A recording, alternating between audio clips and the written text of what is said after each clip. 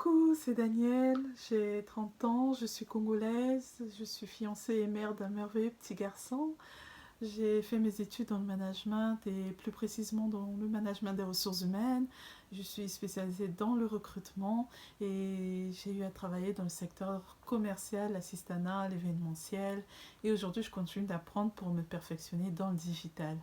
Alors, ma première rencontre avec Dansefée a été, je pense que c'était à la grande salle du collège Sacré-Cœur.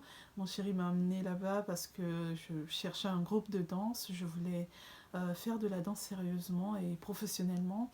Et je pense que je suis arrivée au bon moment et au bon endroit parce qu'ils étaient en train de préparer la première édition du spectacle Dansefée.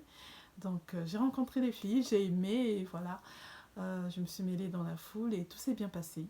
Alors le fait le plus marquant durant nos spectacles, c'était surtout notre force mentale et physique à pouvoir enchaîner plusieurs tableaux de spectacle en 1 heure ou en 2 heures de temps, quelle que soit la contrainte technique ou le public ou quoi que ce soit.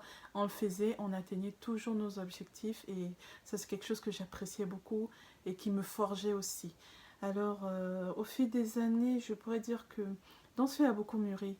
Parce que nous, on a mûri, donc il ne fallait pas qu'on laisse Dansefée derrière.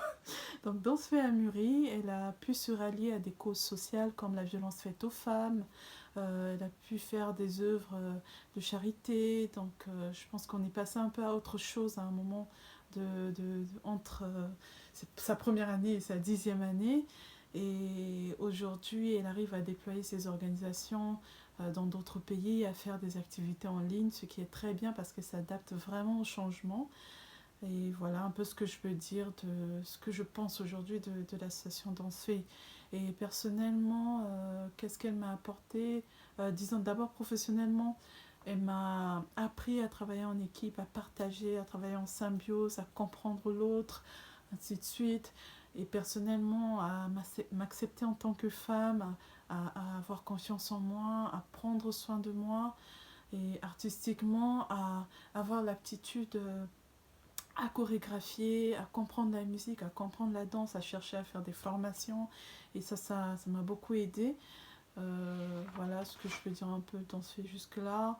Alors aujourd'hui, elle a 10 ans. 10 ans, c'est l'âge d'un enfant qui est peut-être déjà au collège. C'est beaucoup.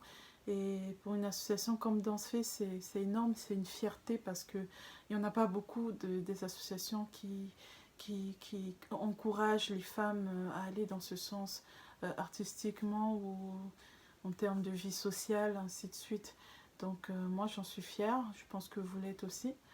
Et aujourd'hui, qu'est-ce que je pourrais dire aux filles qui souhaitent se lancer dans la danse? Ben, lancez-vous parce qu'on a toujours le choix dans la vie, quel que soit le préjugé, parce que les gens parleront toujours, les parents diront toujours quelque chose, mais si vous le faites sérieusement, professionnellement et que vous apportez une très grande valeur aux yeux des gens qui vous entourent, je pense que vous serez très respecté et vous pourrez le faire aussi longtemps que vous le voudriez.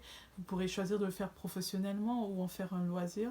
Ça sera à vous de voir parce que j'avoue et je suis très réaliste, au bout d'un moment dans la vie d'une femme, ça devient très compliqué, mais il y en a qui continuent dans ce sens, donc on peut.